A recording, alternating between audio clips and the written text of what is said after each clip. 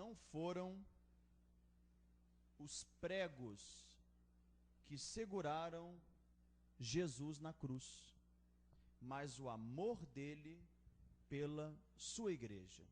Amém?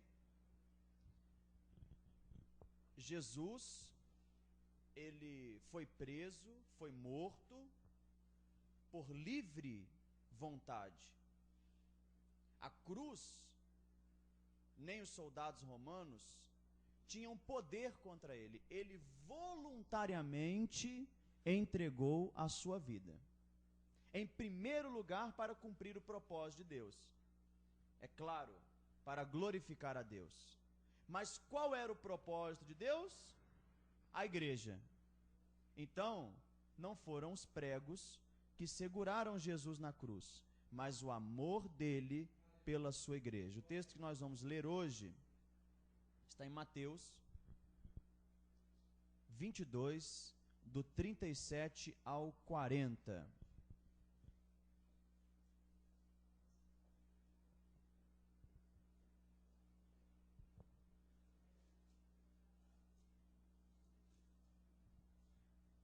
Evangelho de Jesus, segundo escreveu Mateus, capítulo 22, 37 ao 40.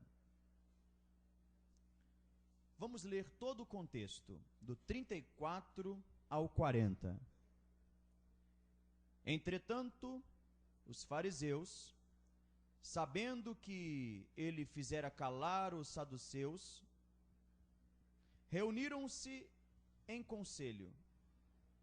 E um deles, intérprete da lei, experimentando, lhe perguntou: Mestre, qual é o grande mandamento na lei? Respondeu-lhe Jesus: Amarás o Senhor teu Deus de todo o teu coração, de toda a tua alma e de todo o teu entendimento. Este é o grande e primeiro mandamento. O segundo, semelhante a este, é: amarás o teu próximo como a ti mesmo. Destes dois mandamentos dependem toda a lei e os profetas. Tome assento, glorificando o Senhor.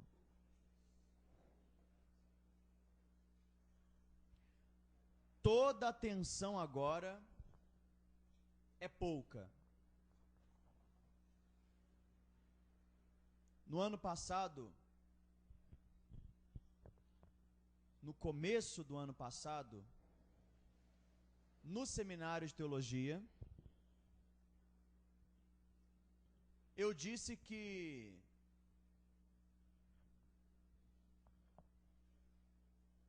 a Escritura Sagrada, o Novo Testamento, os ensinamentos de Jesus, são a superação da mentalidade religiosa.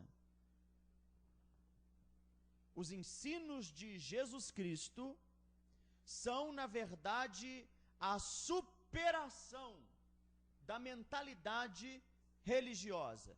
E como funciona, então, a mentalidade religiosa? Olha só. Otto Maduro, ele disse o seguinte: religião é uma estrutura de discursos e práticas comuns a um grupo social referentes a algumas forças, personificadas ou não, múltiplas ou unificadas, tida pelos crentes como anteriores e superiores ao seu ambiente natural e social, frente às quais os crentes expressam certa dependência, porque eles são criados, governados, protegidos, ameaçados por estas forças ou por essas divindades, e diante das quais eles se consideram obrigados a um certo de comportamento em sociedade com seus semelhantes. Otto Maduro, ele é formado em ciências da religião e é um dos maiores especialistas hoje em religião. Então, como funciona a mentalidade religiosa? O sistema funciona mais ou menos assim: existe um Deus, ou existe um ser superior, ou existe uma força superior. Pode ser força, pode ser uma pessoa, ou pode ser politeísmo. Podem ser muitos deuses. Em segundo lugar, esses seres superiores são anteriores à nossa existência e são superiores ao ser humano. 2 pontos. São anteriores à nossa existência e superiores ao ser humano. Porque se não fossem superiores, dificilmente o ser humano ia se submeter às suas ordenanças e fazer as obrigações determinadas pela divindade. Outro ponto: o relacionamento do devoto com a divindade superior é desenvolvido debaixo de um sistema de obrigações e sacrifícios. Então, o outro ponto, terceiro ponto, é que toda religião ensina obrigações que devemos cumprir para o ser superior, para Deus ou para os deuses, e sacrifícios. Se cumprirmos a nossa parte, então a divindade cumprirá dela. Se não cumprimos a nossa parte, se não obedecemos a sua ordem, somos castigados e condenados por ela. Então é assim que funciona a religião. Se dedicamos a nossa vida ao serviço da divindade, ela nos abençoa, nos prospera e nos dá saúde. Se não dedicamos a nossa vida à divindade, ela nos castiga com pragas, doenças e pobreza. Se dedicamos hoje a nossa vida a essa divindade e amanhã nos desviamos dessa divindade, ela nos amaldiçoa e nos castiga. Então, na religião não existe relacionamento por graça. Não existe empatia entre os deuses e o devoto. Não existe isso. Então, se você for observar a construção da mentalidade religiosa, ela tem 3 fundamentos: medo, culpa e ganância. Ou você busca a divindade por causa da sua ganância, em querer o favor da divindade para prosperar, para vencer na vida, para ter sucesso, ou você busca por algum medo, medo de ser condenado, medo de ser castigado, ou então você possui um sentimento de culpa porque você é uma pessoa ruim, e lá dentro do seu coração você tem um sentimento de culpa e você quer fazer alguma coisa por essa divindade para que esse sentimento de culpa venha fugir do seu coração, para que você venha ter paz na consciência. Então, não existe graça, não existe favor imerecido, não existe amor entre a divindade e o devoto, não existe empatia. O relacionamento é basicamente um jogo de interesses.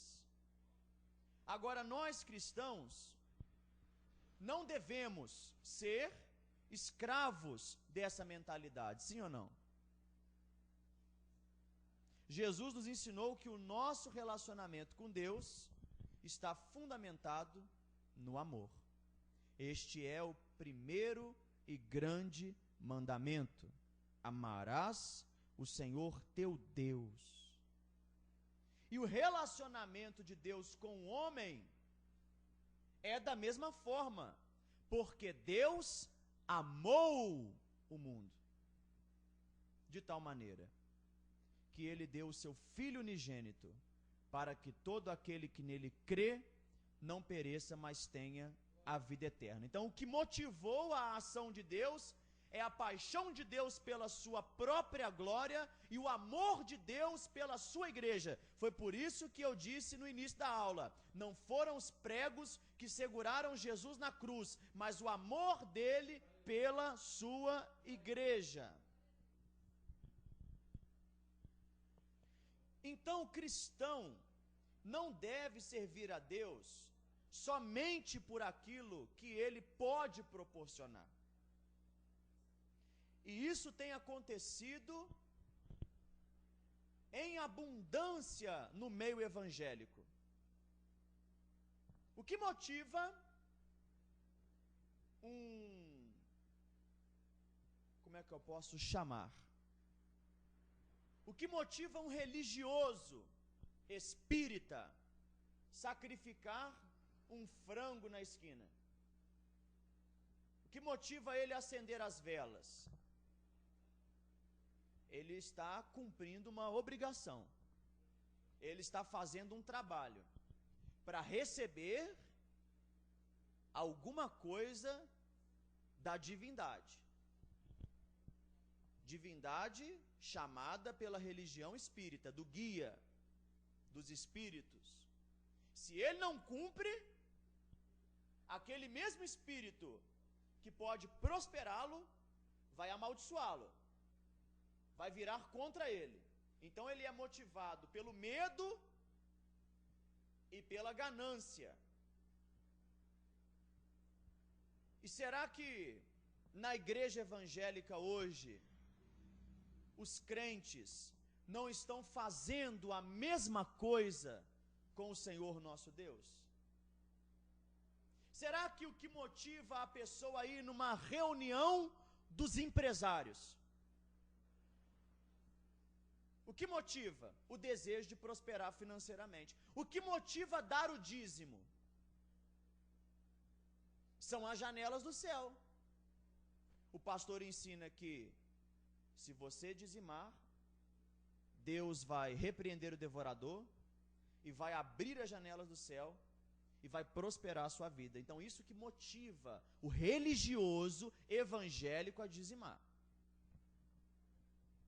O que motiva então eu ofertar na igreja 10, 20, 50 reais e levar para minha casa uma toalha ungida, se tu uma bênção, ou levar um envelope de uma campanha, de uma corrente? O que motivou a minha oferta foi o desejo pela recompensa, não foi o amor por Deus. Então é religião. Isso não é cristianismo, isso é religião. Deu para entender? Isso é religiosidade pagã.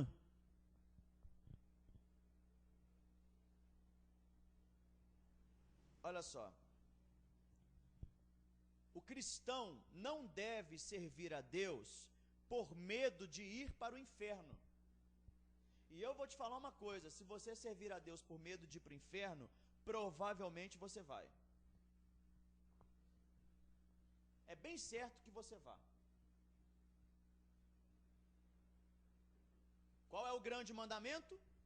Amarás ao Senhor teu Deus sobre todas as coisas, de toda a sua alma, de todo o teu coração, de todo o teu entendimento. Esse é o mandamento. Então, eu falo e reafirmo, e não me canso de falar, que se Deus não estivesse no céu, eu preferia ir para o inferno, porque o que me motiva a querer ir para o céu é a presença de Deus.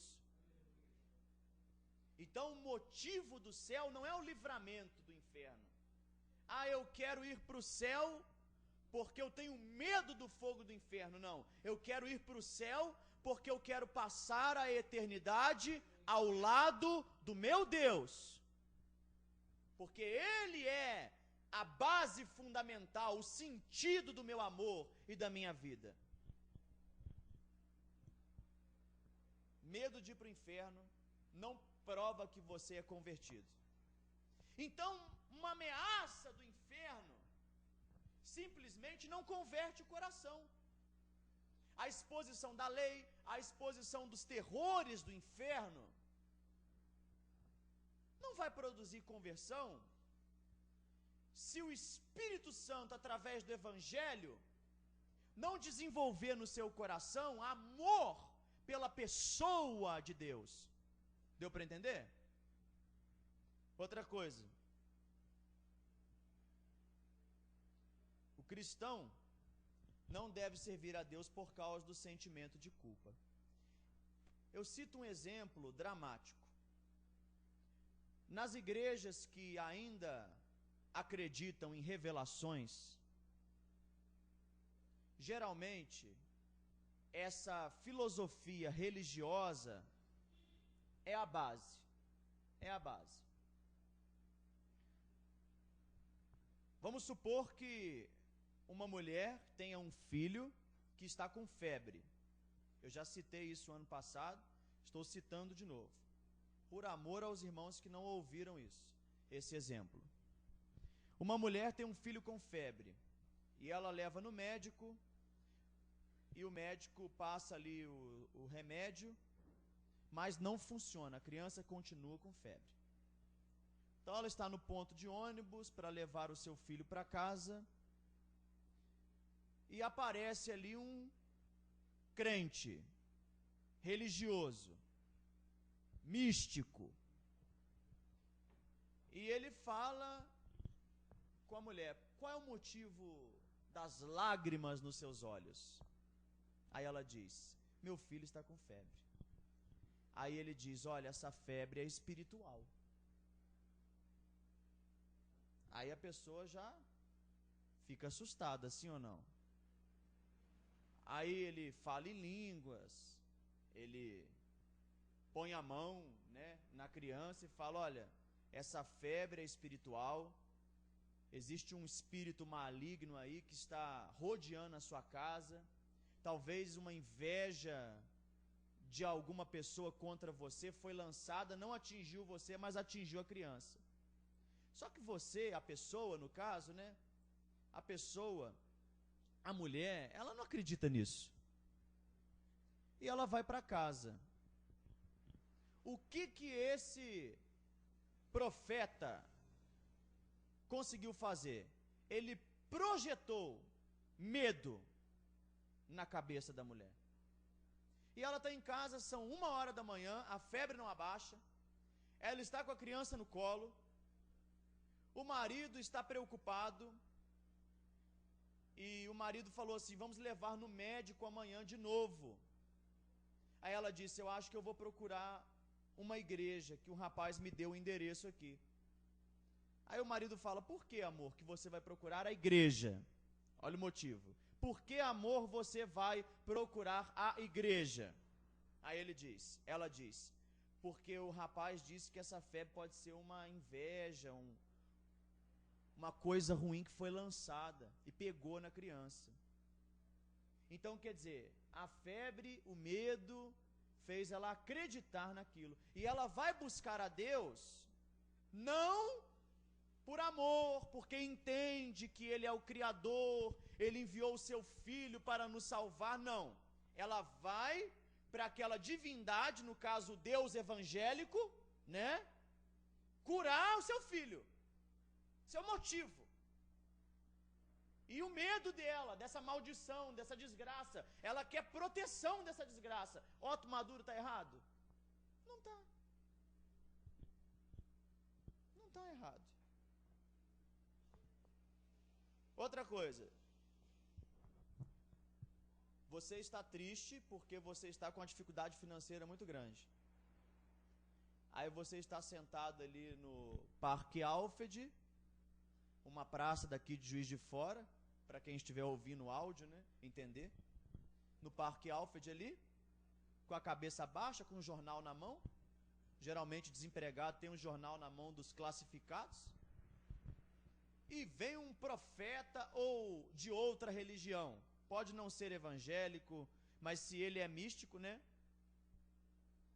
Ele fala: o que foi, rapaz, que você está desse jeito? Eu estou desempregado, eu tenho 5 filhos para criar, e a minha esposa está triste. Ele fala assim: rapaz, você quer mudar de vida? Aí ele: eu quero. Jesus vai transformar a sua situação financeira. Ó, e eu vejo que se você for, você vai receber aqui agora um anel, né? Ou é anel, ou é cordão, né? Ou algum elemento, né? Você vai receber aqui agora um anel, e você vai colocar no seu dedo. E hoje à noite, às 7 horas da noite, vai ter uma reunião forte. Vão estar ali 300 pastores, e eles vão estar invocando e orando para repreender esse demônio. Porque você está assim porque você não é dizimista. Então tem um demônio na sua vida, e esse devorador vai comer tudo que você tem. Agora, se você ouvir a voz, colocar o anel no dedo, e for a reunião forte, as portas vão se abrir, e ele vai, por causa da ganância. O desespero leva a buscar a Deus por ganância. Não existe relacionamento de amor nessa filosofia religiosa. Então, a base do relacionamento entre Deus e os homens, ensinada por Jesus, é o amor. Você não deve servir a Deus por aquilo que Ele proporciona. Você não deve servir a Deus por medo. Talvez no início da conversão, Deus te revele o céu, o inferno, a cruz, e você fica aterrorizado. Mas esse terror não é o que te leva à conversão, mas sim a revelação do amor de Cristo por você. O perdão e a graça e a misericórdia. Você viu o inferno, chorou, ficou apavorado. Aí vem a consolação de que Deus enviou o seu Filho para morrer pendurado na cruz, e aquilo faz nascer dentro de você amor por Ele. Deu para entender? Agora, quando Lutero não conhecia o Novo Testamento, ele servia a Deus por medo. Todo pecado que ele cometia, ele chicoteava as próprias costas. Ele se confessava de 6 a 8 vezes por dia. Ele fazia sacrifícios. E no período em que a teologia sofreu um pouco, que a doutrina da soberania de Deus foi sendo atacada com maior força, foi antes um pouco do sínodo de Dort. Havia uma peste na Europa que, segundo a época, a peste negra, né? Ela levou 1/3 da Europa. 1/3 da Europa. Então as pessoas começavam a achar que aquilo é castigo de Deus. E elas começaram a chicotear as costas. Tinha mulheres que levavam cruzes nas costas, andando na rua, chicoteando as próprias costas, depois passando sangue no rosto e no corpo, como sacrifício a Deus, para Deus retirar a sua ira. Isso é uma total ignorância sobre o que a Escritura ensina. Então, no período em que a Igreja Católica, 1500, 1600, ela era forte, o povo vivia nessa escuridão. E pasmem os senhores, se Deus não nos transformar, nos renovar com um avivamento, nós estamos voltando para isso. A tendência é voltar para isso, é essa ignorância de novo. E por fim, uma das coisas que me deixa muito triste é ver que Lutero foi liberto disso. Ele entendeu que a justificação é pela graça mediante a fé, e que o relacionamento dele é baseado no amor, ele creu em Jesus, perdoados estão os seus pecados, e aquele peso, aquela culpa saiu do seu coração, mas hoje em dia a igreja ainda continua desse jeito, né? Se você usar calça comprida, irmã, lá no céu vai estar escrito assim para você: saia. Deu para entender? Você não pode arrumar o seu cabelo, você não pode pintar o cabelo, você não pode fazer as unhas, você não pode assistir televisão. Isso é religião, gente. Agora, existe também o legalismo e a libertinagem, né? Antinomianismo, né? É isso mesmo. O que é isso? Então se é pela graça, está tudo liberado. A minha postura na casa de Deus, a minha postura na família, não tem importância o alcoolismo, não tem importância o vício, eu posso me vestir como se vestem as filhas do mundo, os homens do mundo. Então, temos que ter o equilíbrio, não podemos cair em nenhum extremo. Eu quero ler com os irmãos Jonathan Edwards, que é a primeira parte do capítulo que nós estamos estudando do livro Em Busca de Deus, e o tema é amor, o esforço do prazer cristão. Olha só, em certo sentido, a pessoa mais benevolente e generosa do mundo busca sua própria felicidade ao fazer o bem aos outros, porque põe sua felicidade no bem deles. Está dando para entender? Sua mente dilata-se para, por assim dizer, recebê-los dentro de si mesmo. Por isso, quando eles estão felizes, ele sente o mesmo. Participa com eles e é feliz na felicidade deles.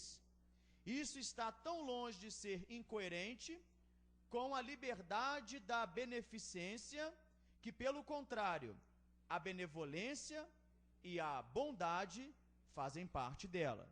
Isso é Jonathan Edwards. O que ele está dizendo? Agora nós estamos no refluxo, não é? A base da nossa felicidade é o amor a Deus. E o refluxo é o segundo mandamento. E o segundo, semelhante a este, é: amarás o teu próximo como a ti mesmo. Esse é o resumo da lei, esse é o resumo dos profetas. Mas o que me motiva a amar o meu próximo? Amar o meu próximo, fazer o bem ao meu próximo, me faz feliz.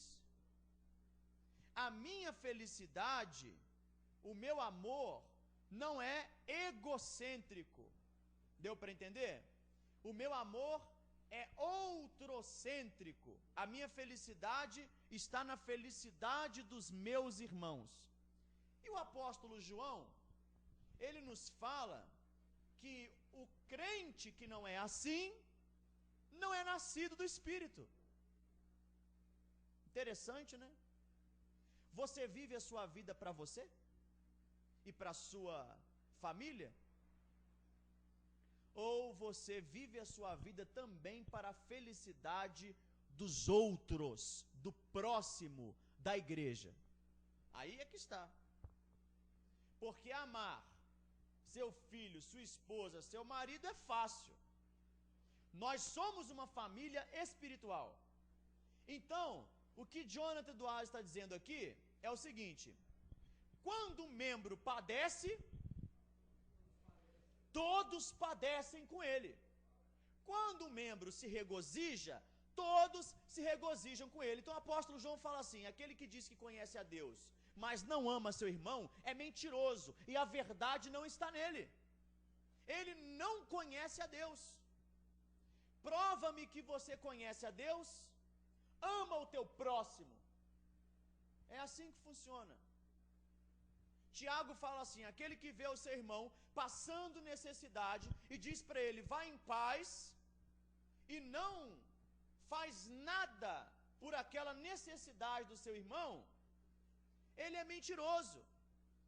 Aí Tiago fala o seguinte: você diz eu tenho fé. Ah, você tem? Tem. Só que fé é abstrato. Sim ou não? Fé é abstrato. Eu tenho alma. Sim, mas eu não vejo a sua alma. Preste atenção aqui, senão você vai ler. Eu não vejo a sua alma. Você vê minha alma? A igreja é um lugar onde nós cuidamos do corpo e da alma, é claro. Não é só da alma, não. Nós cuidamos da necessidade dos irmãos. Mas, porque senão a igreja não faria ação social. Nós cuidamos da alma, mas eu não vejo a sua alma é invisível, eu também não vejo a sua fé. Agora, eu vejo as expressões da sua alma através das suas palavras e do seu corpo. Então eu quero ver a expressão da sua fé através do que você faz pelo teu próximo. Só que o teu próximo é a igreja. Se não, vejamos Atos capítulo 2.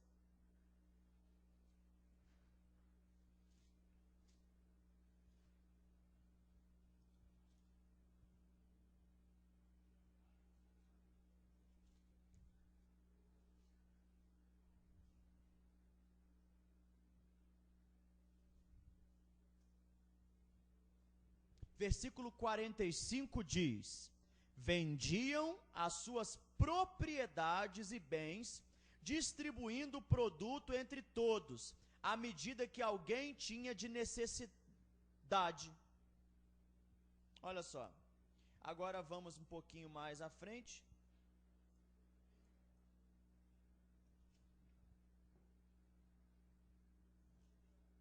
Capítulo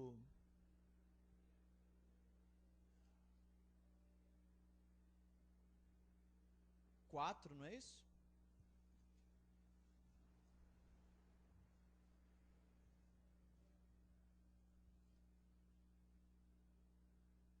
Versículo 32 diz: da multidão dos que creram era um só coração e alma.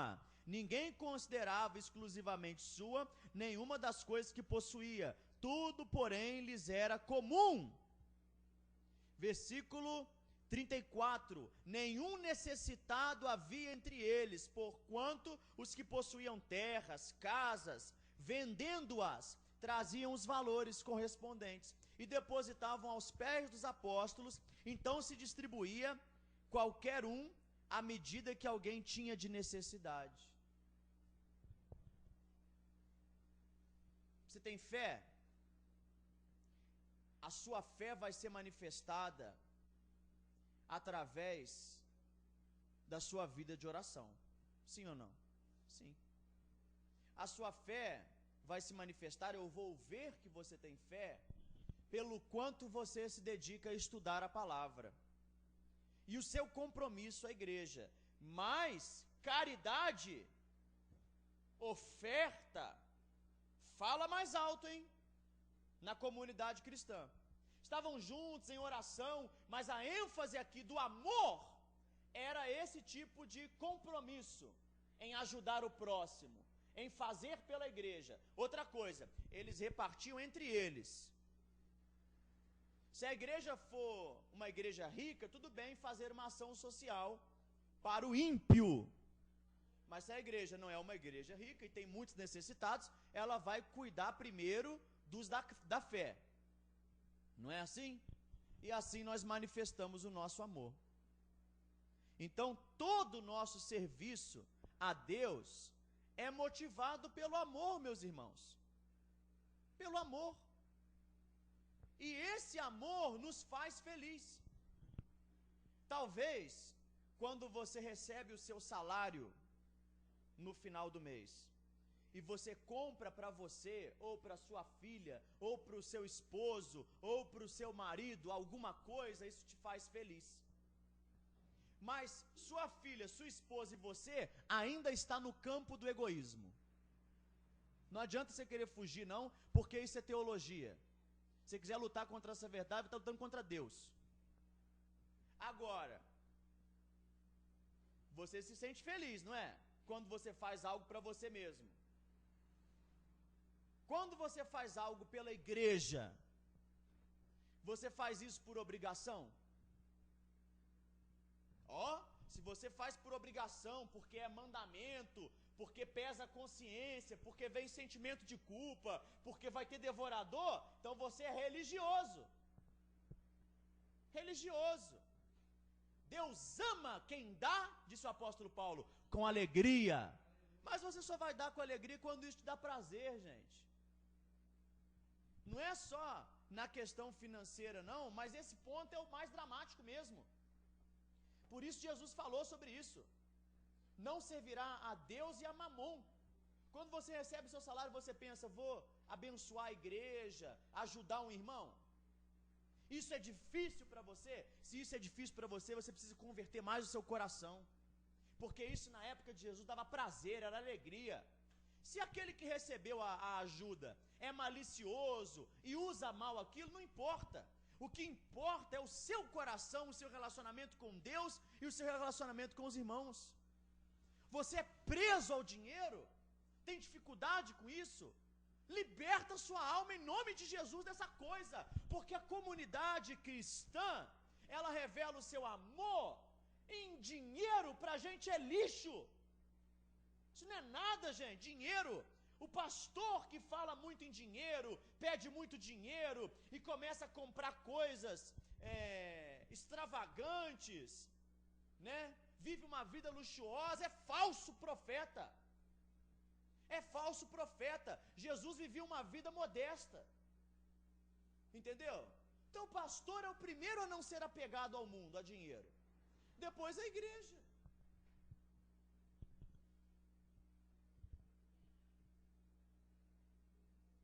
Você gasta a sua oferta? Você gasta o seu dízimo? Você é uma pessoa de muita fé, porque ninguém na história da igreja fazia isso. Você é muito espiritual, né? Muito elevado. Sua consciência não pesa, não. A de Lutero pesava, de Calvino pesava, Charles Spurgeon pesava, do John Piper pesa, do Paul Washer pesa, do mundo inteiro crente pesa, mas a sua não. Porque você é liberto, né? Disso tudo. Não, você é egoísta e avarento, e precisa se libertar, e precisa ser curado. Vendo a necessidade da igreja, dos irmãos, não vai fazer nada? Amar de boca, amar de oração é fácil. Ô irmão, eu vou orar por você, é fácil. Eu não tenho condição, né? Se eu não tiver condição, amém. Vou orar por você, é fácil, irmão. É fácil. Ah, eu vou fazer isso, fazer aquilo por você. Mexeu no bolso, doeu. Só que aí é o seguinte, isso deve ser prazer. Se não for prazer, não faça, porque Deus não recebe. Não adianta nada fazer. Se você ouviu essa palavra, sentiu peso na consciência e vai fazer, é religião. Meu Deus. Deus ama o que dá com alegria.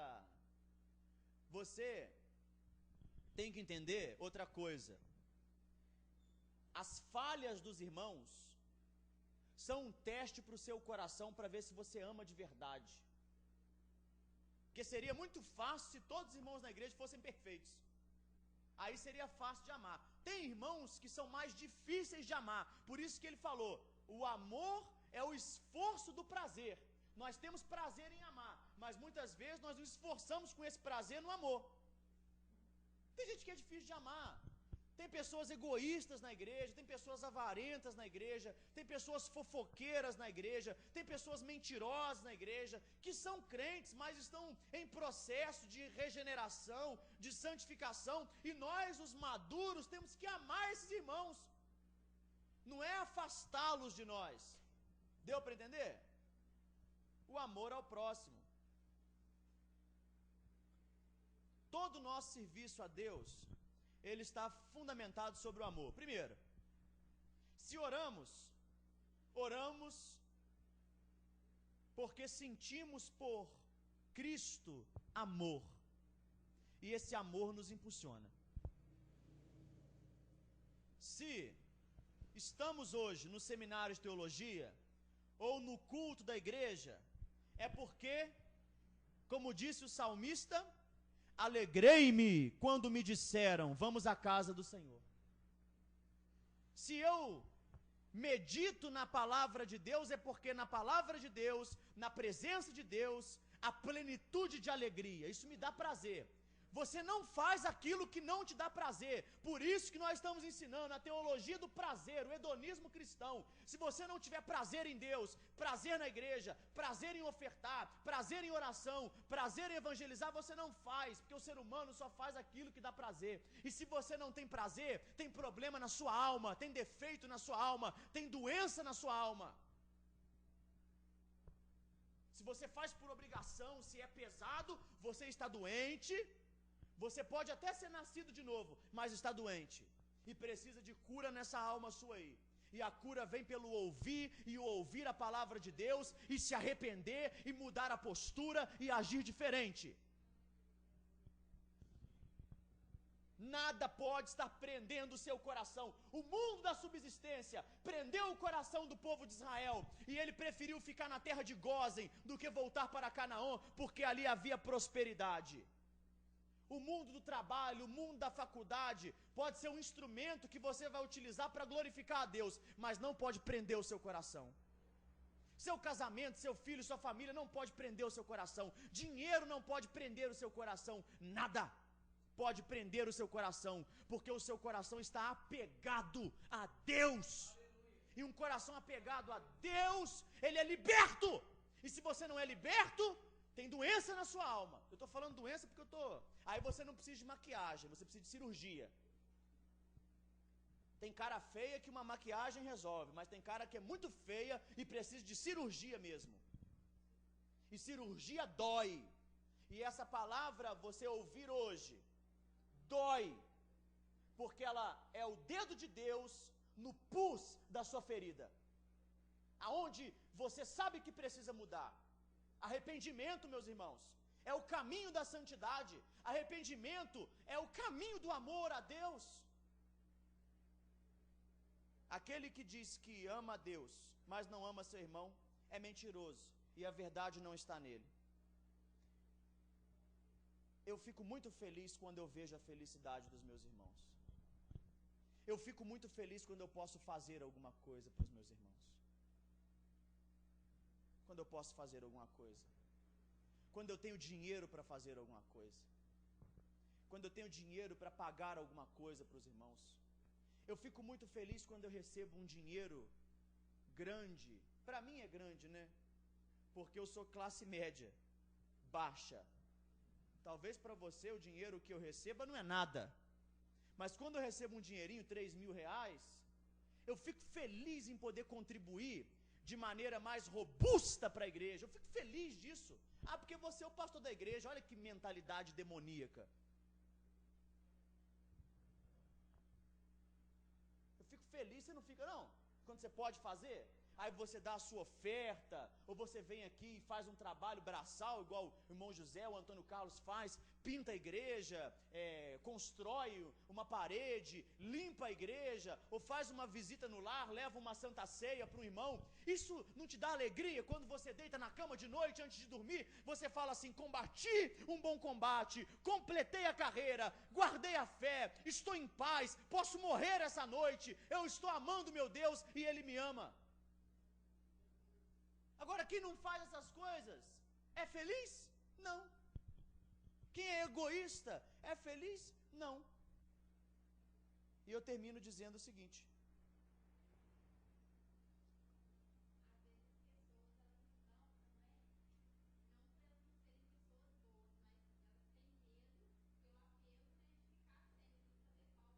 exatamente. Às vezes você... Mas esse medo, né, também é um apego. Não é de Deus. Olha só o que o John Piper diz: argumentei até aqui que a benevolência desinteressada em relação a Deus é maligna.